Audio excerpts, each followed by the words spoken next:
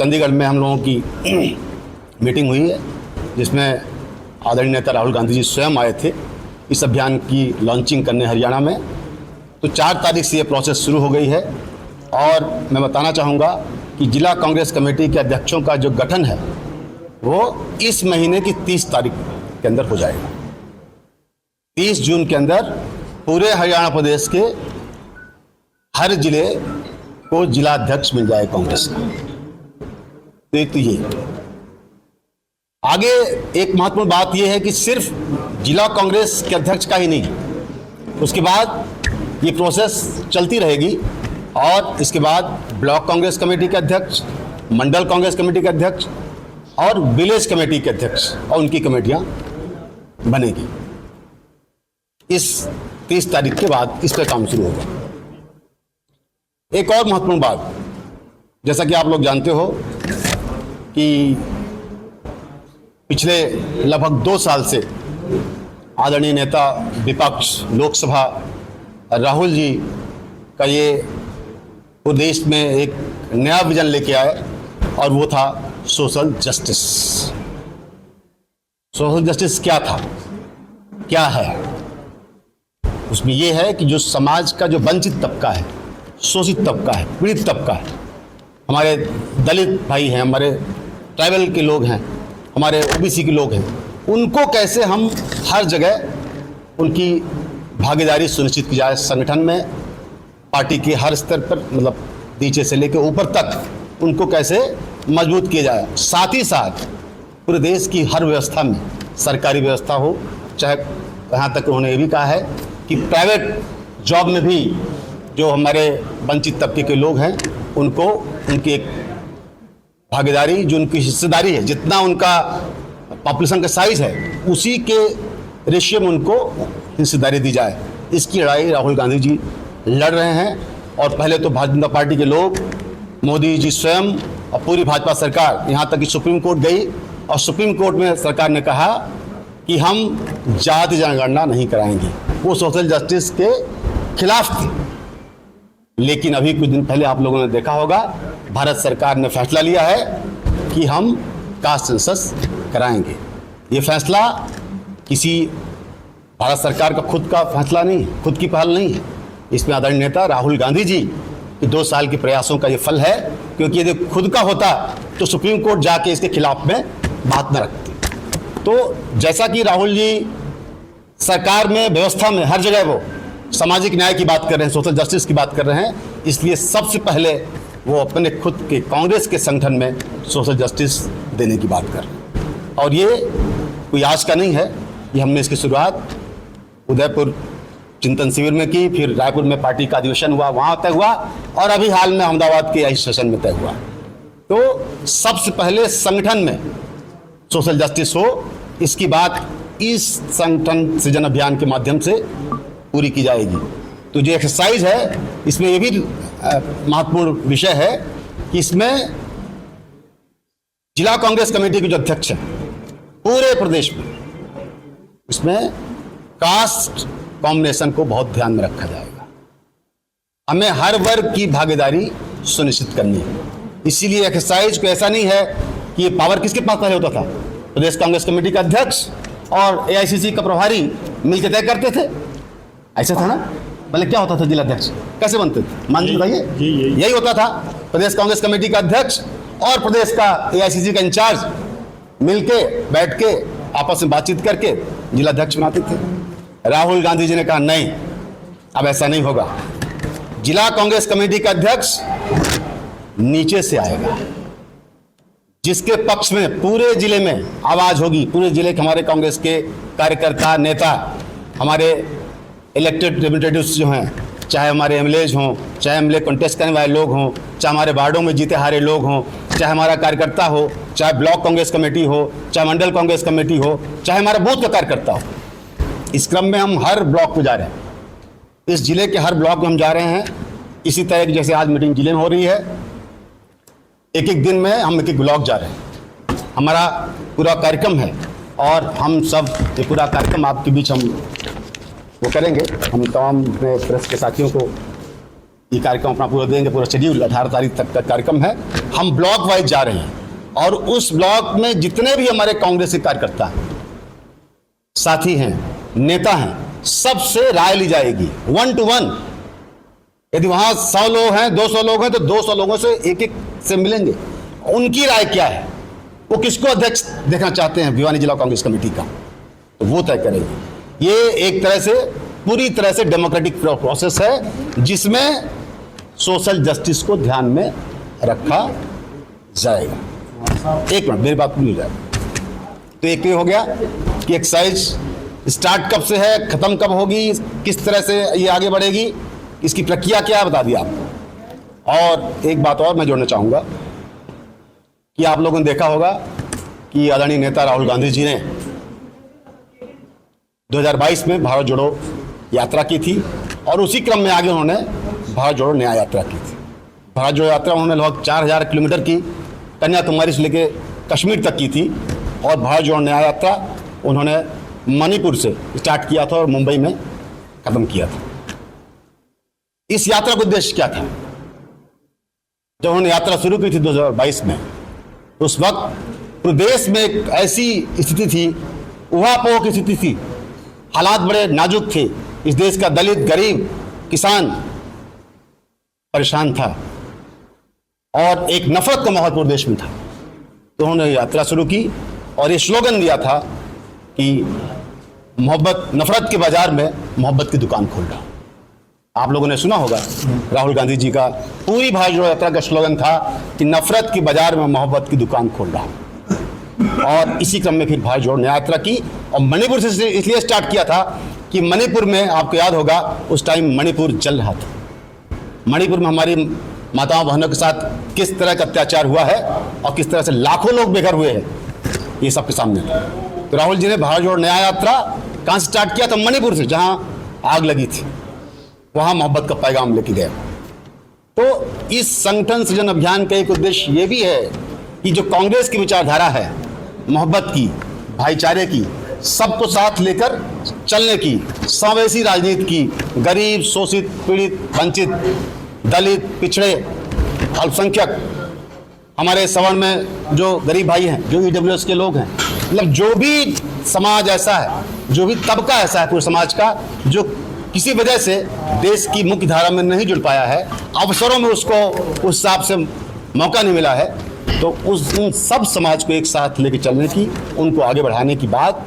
और इस कांग्रेस की जो विचारधारा है मोहब्बत की, भाईचारे की, अमन की, चैन की, शांति की और समावेशी राजनीति की, जिसमें सबके लिए जगह हो, ना कोई जाति, ना कोई बिरादरी, ना कोई मजहब, सबके लिए जगह है, हर मजहब, हर जात, 36 बिरादरी का जिसमें समावेश हो, ऐसी विचारधारा को हम इस संगठन सृजन के माध्यम से भी लेकर जाएंगे। हरियाणा की बात करें तो ऐसे बहुत सी बात लगती है, 12-13 साल से यहाँ पर कोई संगठन नहीं है, उसके बगैर चल रहा है, बार बार कांग्रेस आ रही है, क्या गारंटी लेंगे कि अब होगा राहुल गांधी की बात सच होती है? आपने बड़ा अच्छा सवाल किया है कि लगभग 12 साल से प्रदेश में ना तो ब्लॉक कांग्रेस कमेटी, ना तो जिला कांग्रेस कमेटी और ना तो प्रदेश कांग्रेस कमेटी। अच्छा सवाल आपका, और इस वजह से हमारा नुकसान भी हुआ है। और ये जो संगठन सृजन अभियान, जैसा कि मैंने आपको कहा कि 30 जून को डेडलाइन है, ये इसी महीने की अंतिम दिन 30 जून को हरियाणा के हर जिले में जिला कांग्रेस कमेटी का अध्यक्ष मिल जाएगा। ये शुरुआत है। जिला कांग्रेस कमेटी का अध्यक्ष बनना 12 साल बाद तो हमारे कांग्रेस कार्यकर्ताओं के लिए और प्रदेश के हित में भी है कि संगठन नहीं रहता तो कहीं ना कहीं ताकत चुनाव लड़ने में भी और पार्टी के कार्यक्रमों को आगे बढ़ाने में भी कमजोर होती है। आपने बहुत सही बात कही है। तो 30 जून के अंदर हमारा जिला कांग्रेस कमेटी का अध्यक्ष बन जाएगा पूरे प्रदेश में, और उसके बाद जैसा कि मैंने पहले कहा, ब्लॉक कांग्रेस कमेटी, मंडल कांग्रेस कमेटी और विलेज कांग्रेस का अध्यक्ष भी हम आने वाले टाइम में 1.5-2 महीने 3 महीने के अंदर हम पूरा कंप्लीट कर लेंगे। ऐसा तो नहीं कि जिले से वो जिला अध्यक्ष बनाए बाकी नाराज हो जाए, कांग्रेस एक मिनट, पहली बात तो ये है कि आपने जो कहा कि एक को बनाए बाकी नाराज हो जाए, यहाँ कोई किसी को नहीं बना रहा है। मैंने क्या कहा, पहले वाली बात नहीं है। ये जननायक राहुल गांधी जी का विजन है संगठन सृजन अभियान, ये भाजपा नहीं है। इसमें अभी तक राष्ट्रीय अध्यक्ष तय नहीं हो पा रहा है। अभी तक उनका राष्ट्रीय अध्यक्ष पिछले 8 महीने से तय नहीं हो पा रहा। आप सबके सामने है। वहां कोई नागपुर से फरमान जारी नहीं होता है। राहुल गांधी जी ने कहा है कि जाइए आप लोग और हमारे बूथ तक के कार्यकर्ता से मिलिए 1 to 1, और उसकी राय क्या है, जिलाध्यक्ष वो किसको चाहता है, तब तय होगा। इसका मतलब समझ लीजिए कि यहाँ लगभग 7 ब्लॉक है, 7 ब्लॉक है। 7 ब्लॉकों में हम जा रहे हैं। मैं स्वयं, हमारे प्रदेश के पर्यवेक्षक 7 ब्लॉक में एक दिन पूरा लगा रहे हैं। और इसके अलावा हम सोशल आउटरीच में भी, हम जो यहाँ का दलित समाज है इस जिले का, जो हमारा यहाँ का MBC है, OBC है, उनसे भी हम अलग अलग मीटिंग कर रहे हैं। उनकी भी राय क्या है, वो भी किसको देखना चाहते हैं। पूरी बात सुन। नहीं, मैंने क्या कहा, सबकी राय ली जाएगी। सीनियर लीडर की राय ली जाएगी, छोटे से छोटे कार्यकर्ता की भी राय ली जाएगी। और जो राय सबसे बड़ी होगी, मैंने क्या, लोकतंत्र क्या है, जिसकी संख्या ज्यादा हो, जिस आवाज के पीछे बहुत सारी आवाज हो, वही ना जीतता है। तो जिस आवाज के पीछे बहुत सारी आवाज होंगी, जिसको पूरा जिला चाहता होगा, पूरे जिले के कार्यकर्ता जिसको ज्यादा चाहते होंगे, वो बनेगा जिलाध्यक्ष। हरियाणा में घरों के अंदर बटी हुई है कांग्रेस, आदत है कि ये सब देखिए, ऐसा है, ये सब ऐसा कुछ नहीं। मैं बता दूं स्पष्ट तौर पर, ऐसा कुछ नहीं। जिस तरह की बात आप कर रहे हो, गुटों के अंदर बटी कांग्रेस, हर घर में डिफरेंसेस विचारों को लेकर होता है। कांग्रेस, मेरी बात सुनिए, क्या है, हम भाजपा नहीं है कि नागपुर हेडक्वार्टर से फरमान जारी हुआ, फैसला हो गया, मोदी और शाह ने फरमान जारी किया, फैसला हो गया। हमारे यहाँ पर्ची पे मुख्यमंत्री नहीं बनता, पर्ची पे मुख्यमंत्री नहीं बनता। एक सुन तो लीजिए, मैंने क्या कहा, पर्ची पे मुख्यमंत्री नहीं बनता ना। यहाँ हमारे यहाँ राय मशविरा होता है, डेमोक्रेटिक तरीके से हर लीडर को अपनी बात रखने का हक है, सब अपनी बात रख सकते हैं। कहाँ बार बार हारी है? इसके पहले कौन था? कौन चीफ मिनिस्टर थे? क्या कांग्रेस में यहाँ चीफ मिनिस्टर नहीं थे क्या? सबसे लंबा टाइम तो कांग्रेस को ही लोगों ने प्यार दिया, आशीर्वाद दिया। ऐसा तो नहीं कि कांग्रेस सरकार ही नहीं थी। ये तो अभी आए हैं, अभी ना आए पहली बार। नहीं हो गया, ठीक है। मैंने कहा कि लोकतंत्र है, जनता मालिक है, जनता ने फैसला सुनाया है, लेकिन आने वाले टाइम में आपको बड़ा बदलाव दिखेगा। मैंने कहा कोई समान असामान्य की बात नहीं है, ये डेमोक्रेसी है। जनता ने जिसको आशीर्वाद दिया वो काम करे, लेकिन ये नहीं है कि कांग्रेस नहीं थी। सबसे ज्यादा कांग्रेस को ही इस प्रदेश की जनता ने प्यार दिया, आशीर्वाद दिया। आज राहुल गांधी आए संगठन की बात की तो बीजेपी जो हम मजाक करती है कि ना 9 मंथ तेल होगा, ना राधा ना से ना संगठन होगा, 12 साल में नहीं हुआ, आप 3 तारीख ऐसे हो जाएगा, मजाक करते। यही मजाक कर रहे थे ना, राहुल गांधी जी का मजाक उड़ा रहे थे ना। ये क्या हुआ?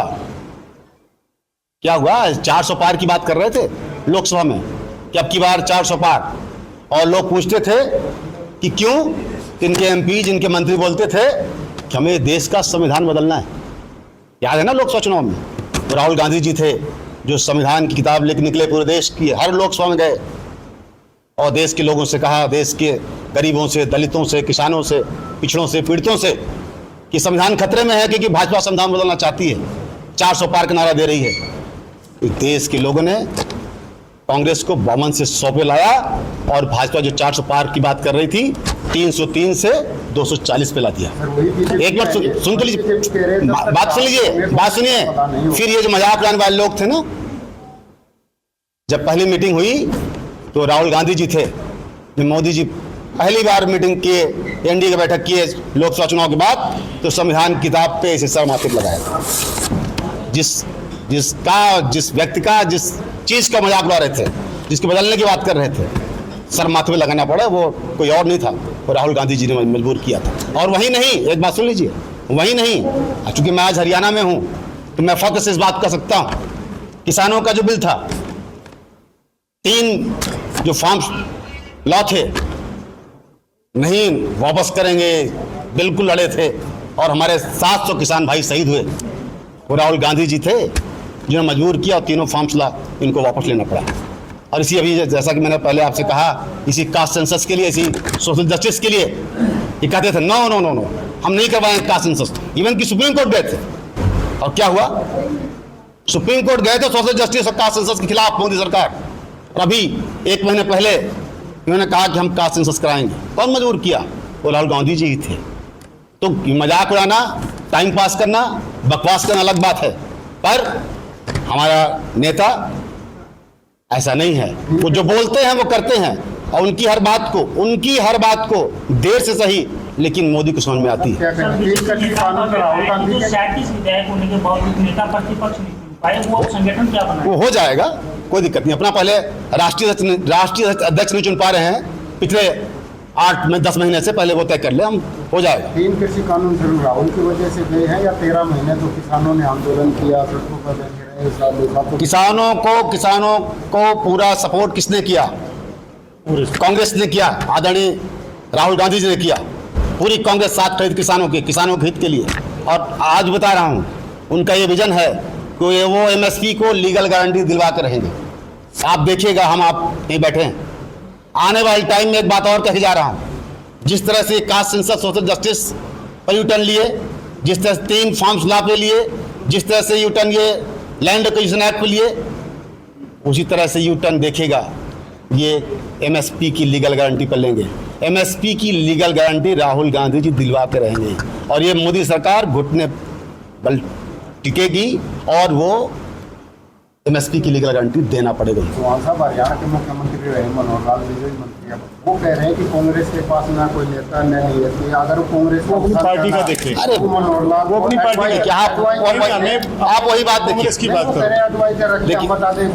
देखिए वो सब बात काहे का नेता और काहे की नीति किस तरह बात कर रहे हैं, किस तरह बात कर रहे भाई? मैंने कहा यदि ऐसा होता, मैं फिर वही बात रिपीट कर रहा हूँ, 3 बार कह चुका हूँ, यदि ऐसा होता तो राहुल गांधी जी जब कास्ट सेंसस और सोशल जस्टिस की बात कर रहे थे, तब तो ये उसके खिलाफ सुप्रीम कोर्ट गए थे। ऐसी क्या मजबूरी आ गई कि मोदी सरकार सोशल जस्टिस कास्ट सेंसस करने के लिए मजबूर हो गई? वो कौन था? किसने मजबूर किया? राहुल गांधी जी थे, उनका विजन था। फार्म्स लॉ पे कौन मजबूर किया? वो राहुल गांधी जी थे। लैंड एक्विजिशन एक्ट पर, जिसमें किसानों को 4 गुना मुआवजा देने की बात थी, उस पर बीजेपी ने मना कर दिया था, लेकिन यूटर्न लेना पड़ा, राहुल गांधी जी की बात पे मजबूर होना पड़ा। तो एमएसपी की लीगल गारंटी में भी यही होगा, देखिएगा आने वाले टाइम में ये करेंगे। और इतना ही है नेता नीति, तो अपना देख लें क्यों मजबूर हो रहे हैं, क्यों राहुल गांधी जी की बात को देर से सही लेकिन लागू करते हैं।